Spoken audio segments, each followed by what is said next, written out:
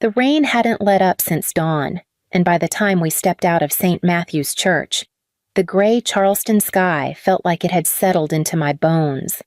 Arthur Rowan had been more than my grandfather. He'd been the steady voice in a life that had too often been ruled by sharp words and colder silences. The service was quiet, dignified, filled with faces from the community he'd built so much for. My father, Malcolm, stood front and center, accepting condolences like a politician on election night. His handshakes were firm, his smile measured. I thought maybe, for once, grief had softened him. That hope didn't last long. Hours later, the mourners gone, the scent of damp flowers still heavy in the air, I found myself in the estate's drawing room. I was sipping lukewarm coffee, staring at the old oak mantel where Arthur used to rest his arm when telling me one of his stories. Malcolm walked in, his expression stripped of the polite mask he'd worn all day. "It's done," he said flatly. "The estate transfer is official. 400 million. Locked in my name." He said it like a man announcing the weather, then let a small smirk curl his mouth. I nodded slowly, unsure what he expected me to say. He didn't give me the chance. "You're useless now." The words hung there, too absurd to register at first. "Excuse me." "You've coasted long enough," he said, his tone cutting clean through the air. "Pack your things. I want you out of the house by morning. For a moment." I couldn't feel my hands. This was my father, the man who'd taught me to ride a bike, who'd lectured me about ambition, now looking at me like I was a piece of unwanted furniture. I stood, forcing my spine straight even as my chest tightened. Fine. My voice didn't shake. I wouldn't give him that. I walked out of the room, the echo of my footsteps following me down the long hall toward the bedroom that had never really felt like mine. I grew up in a house where silence was a form of control. Malcolm's rules were precise and absolute: no slammed doors, no talking back, and never, under any circumstance, challenge his decisions. My earliest memories of him are measured in corrections: posture too slouched, tone too sharp, ambitions too unrealistic. By the time I was 10, I'd learned to keep my victories to myself. If I brought home an A, he'd ask why it wasn't an A+. If I won an award, he'd wonder aloud how many other kids hadn't bothered to compete. Praise was rare, and when it came, it felt more like a footnote than a celebration. Arthur was different. My grandfather's presence was like stepping into a warm patch of sunlight after being indoors too long. He didn't push me to be perfect. He asked me what I wanted and then listened, really listened to the answer. When I was 15, I told him I wanted to work in finance, to understand the currents that moved money and power. Malcolm scoffed, called it a man's world. Arthur just smiled and told me to learn everything I could. Years later, when I was accepted into a competitive graduate program, Malcolm dismissed it as a waste of time and money. I remember sitting on the porch with Arthur that night, my acceptance letter in my lap, wondering if I should turn it down. He sipped his sweet tea, then quietly slid an envelope across the table. Inside was a cashier's check large enough to cover my tuition for the first year. "Don't tell him," Arthur said. "This is between us. Consider it an investment in someone worth investing in." That was Arthur believing in me when it cost him something. Now, standing in my childhood bedroom with a half-packed suitcase, I thought of that night and the quiet pride in his eyes. Malcolm could strip me of this house, but he couldn't erase the foundation Arthur had given me. As I reached for another hanger, something hard shifted inside the lining of my old bookshelf. The house didn't feel like mine anymore. Within days of the funeral, the warmth Arthur had brought to the estate seemed to evaporate, replaced by something sharper, colder. Doors that had always been left open were now locked. The library, the sunroom, even the small study where Arthur kept his records, each handle rattled uselessly when I tried it.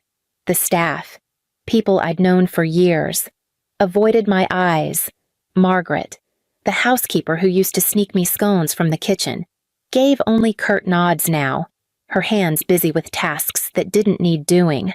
When I asked if something was wrong, she murmured, "Mr. Rowan's instructions," before hurrying away. At dinner, Malcolm spoke as if I weren't there. He discussed moving forward with an air of finality, talking about renovations, new investments, and streamlining the household in ways that made it clear I wasn't part of his plans. His voice carried the satisfaction of someone cutting away what he considered dead weight. Back in my room, I tried to focus on packing. My fingers skimmed along the spines of books I'd kept since high school, comfort in a time when I'd needed safe places to hide my thoughts. One, a thick biography Arthur had given me on my 18th birthday, slid forward more easily than the others. When I pulled it free, something small and firm shifted inside. I flipped it open and found a sealed envelope tucked deep between the last few pages. My name, in Arthur's steady hand, stood out against the cream paper. I sat on the edge of the bed, tearing the seal with careful fingers. Inside was a single piece of stationery, the ink faint but deliberate. The will protects those who protect others. No explanation, no context, just that one line, weighty enough to stop me cold. I read it again, tracing the words as if more meaning might appear. Arthur had hidden it for me to find not Malcolm, not anyone else. I folded the note back into the envelope and slid it into my bag, my mind already turning over what it could mean. Malcolm's study smelled faintly of cigar smoke and polished leather, the same as it had when Arthur used it, only now the warmth was gone.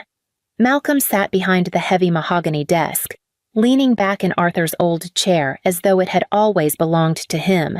A crystal tumbler of bourbon rested at his elbow, half full, catching the light from the desk lamp.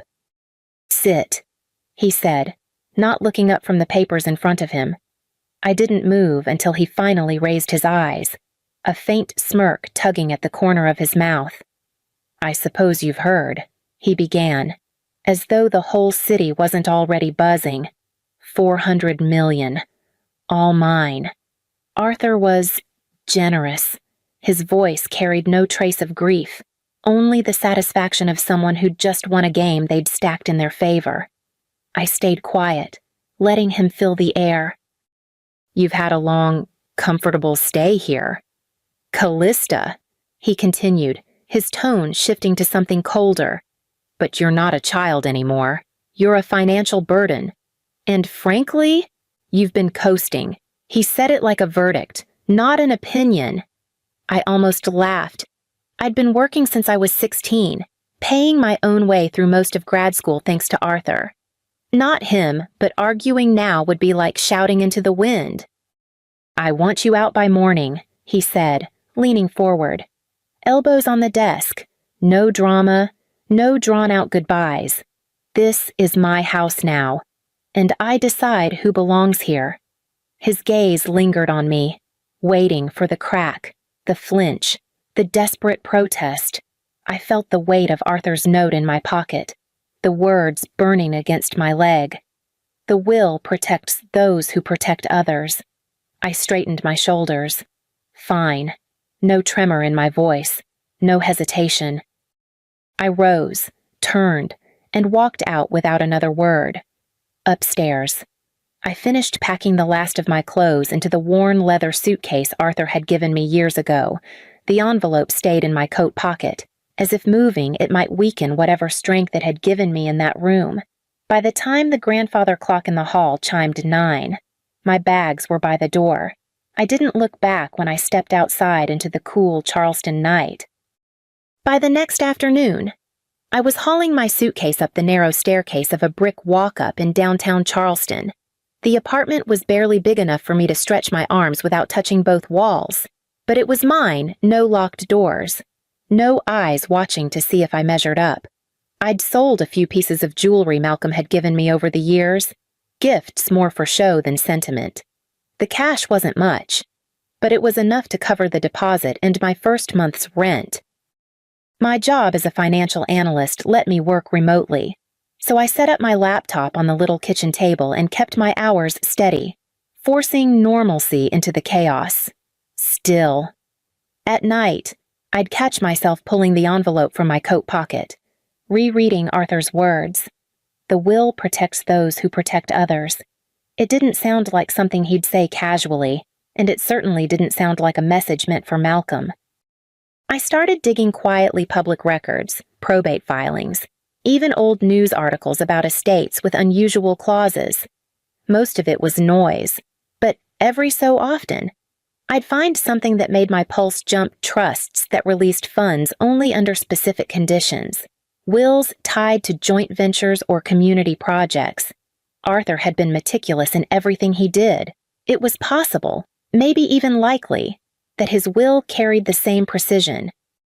3 days after I moved in, my phone lit up with an unfamiliar number.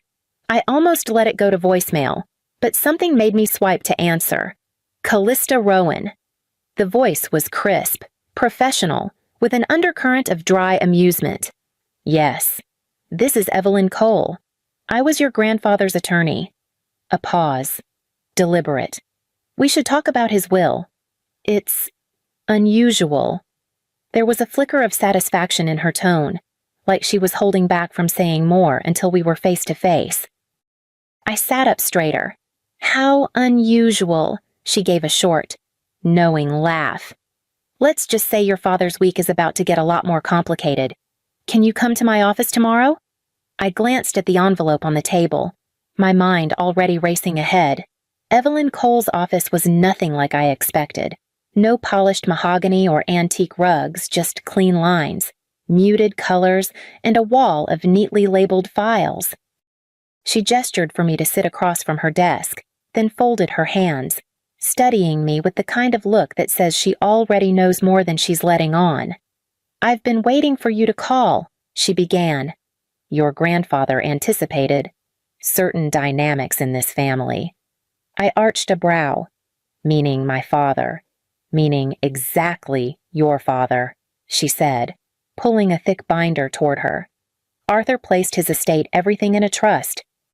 Malcolm cannot access a cent of the $400 million unless specific conditions are met. I leaned forward, pulse quickening. What conditions? Her lips curved slightly, like she'd been waiting for that question. He must complete a community redevelopment project that meets city approval and Arthur's philanthropic standards, and he must do it with you as co-executor. Equal authority. Equal signature rights. I sat back, trying to process. You're saying he can't do it without me? Correct. There's more. She continued. During the 12 months it takes to complete the project, there can be no lawsuits between you and Malcolm, no public estrangement, and no formal withdrawal from the arrangement by either party. Any violation, and the trust dissolves, and the money Evelyn flipped to the final page of the clause. Half would go to the charities Arthur named, the other half directly to you. For a moment, all I could hear was the faint hum of the air conditioner. I thought about Malcolm in his study, smug and certain he'd already won. I thought about him telling me I was useless. Arthur really planned this, I murmured. He wanted to ensure the person he trusted most was in a position to protect his legacy. Evelyn said, and that person wasn't your father. I traced my fingers along the edge of the desk. A slow, deliberate motion. When does Malcolm find out? Evelyn's smile widened. Just slightly. He already has. I felt the shift in my chest anticipation, steady and cold. Then I suppose I should be expecting a knock at my door. It didn't take long. Less than 24 hours after leaving Evelyn's office, there was a sharp knock on my apartment door when I opened it. Malcolm stood there expensively dressed, but the edges frayed. His face was pale, a faint sheen of sweat along his hairline. Callista, he said, forcing a smile. Thought we should talk? Family to family? I stepped aside without a word, letting him into the cramped living room. He glanced around, eyes lingering on the second-hand furniture like it was a personal insult. The bank tells me there's been a misunderstanding, he began, settling onto the sofa. Funds are tied up in some sort of trust. Ridiculous red tape. His tone was light, but I could hear the strain under it. It's not a misunderstanding. I said, it's the will. He waved a dismissive hand. Your grandfather was sentimental. I'm sure we can work around it. He leaned forward, softening his voice. You and I, blood is blood. We've had our differences, but we can come together now. Make this work for both of us. Arthur's words flickered in my mind. Don't react. Negotiate. What exactly are you proposing? I asked evenly. That you sign whatever's needed so I can move forward. You'll get something. Of course. I held his gaze. That's not how it's written. His smile thinned. Callista. I'm offering you a way to make this painless. You think you can run a multi-million-dollar project without me? You'll sink us both. The threat was there, coiled under the words. But I didn't flinch. If you want the money, I said, you'll follow the terms. All of them. A muscle in his jaw twitched. For a moment, I thought he might explode, but instead he stood, straightening his jacket. Think about it, he said, and walked out without another glance. I closed the door behind him, already knowing I wouldn't need to. He'd be back. 2 days after our first meeting, I had the agreement ready. Evelyn had helped me refine it, each clause crafted with the same precision Arthur had used in his will. Malcolm would publicly acknowledge me as co-executor, cover my living costs for the duration of the project, and transfer 3 specific estate properties into my name, outright no conditions, no reversals. When I slid the document across Evelyn's conference table, Malcolm's eyes skimmed it, then flicked up to me. You can't be serious. Every word, I said. He leaned back, crossing his arms. I'm not signing this. You're extorting me. I didn't blink. The will is extorting you. I'm just giving you a way forward. For the next week. He stalled, claimed he was busy with other matters, sent back pages with red ink scrawled across the margins, even consulted another lawyer, a sharp-suited man who lasted 1 meeting before quietly confirming the truth Arthur's language was airtight. Without my cooperation, Malcolm's $400 million might as well have been buried in the ground. When he finally returned to Evelyn's office, he was quieter. Not defeated. Exactly, but there was a weight in his posture, a tightness around his mouth. He picked up the pen, rolled it between his fingers, and signed each page with quick, sharp strokes. Evelyn notarized it, her expression neutral, though I caught the faintest glimmer of satisfaction in her eyes. Malcolm pushed the signed packet toward me, his knuckles white. I hope you know what you're doing. Callista. I do, I said, tucking the agreement into my folder. We stood, the air between us heavy with everything unspoken. He left without shaking my hand, the door clicking shut behind him. For the first time in years, I felt the balance shift not just in paperwork, but in power, and it was only the beginning. The waterfront lot had been little more than a patch of cracked asphalt and weeds when we began. Arthur's plans called for something alive, glass walls opening to the harbor, classrooms for job training, and space for local markets on weekends. From the first week, I made it my business to know every detail. I walked the site with the contractors each morning, reviewed invoices at night, and built relationships with the city officials whose signatures we needed. The more I showed up, the more the crews looked to me for decisions. Malcolm hated it.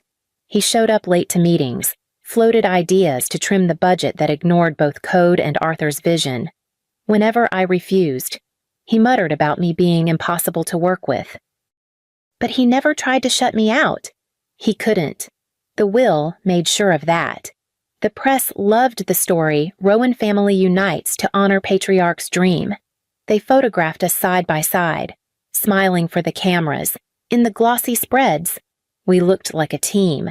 Behind those smiles, every conversation was a negotiation. By month 11, the center's steel frame was complete, glass panels catching the morning sun. Malcolm stood with me on the balcony overlooking the water, watching crews set the final supports. "You've handled yourself better than I expected," he said, the words clipped but genuine. "Better than you wanted." "Maybe," I replied.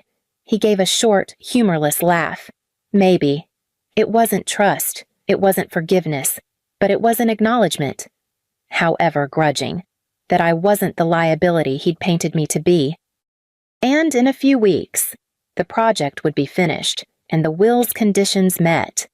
The ribbon cutting drew a crowd large enough to spill onto the sidewalks. City leaders, reporters, and families from the neighborhood gathered under a bright spring sun, the new community center gleaming behind us. Malcolm stood to my left, hands clasped, smile practiced. The cameras loved him, but the speeches weren't his to give. That was Arthur's stipulation and mine. When it was my turn, I stepped up to the podium. I spoke about Arthur's belief that wealth meant little if it didn't lift others. I thanked the contractors, volunteers, and the community who'd worked alongside us. I didn't mention Malcolm. The applause started slow, then built into something steady and warm, rolling over the courtyard. Out of the corner of my eye, I saw Malcolm's expression tighten, his jaw set as the focus stayed on me. By the end of the day, the trust's conditions were fulfilled. Malcolm would have his fortune. I had something different, 3 prime estate properties in my name, and the public credit for bringing Arthur's vision to life. As the crowd dispersed, I slipped away down the side path, my heels clicking against the new brickwork. The center stood behind me, alive with voices, exactly as Arthur had imagined. I didn't look back at Malcolm. I didn't need to.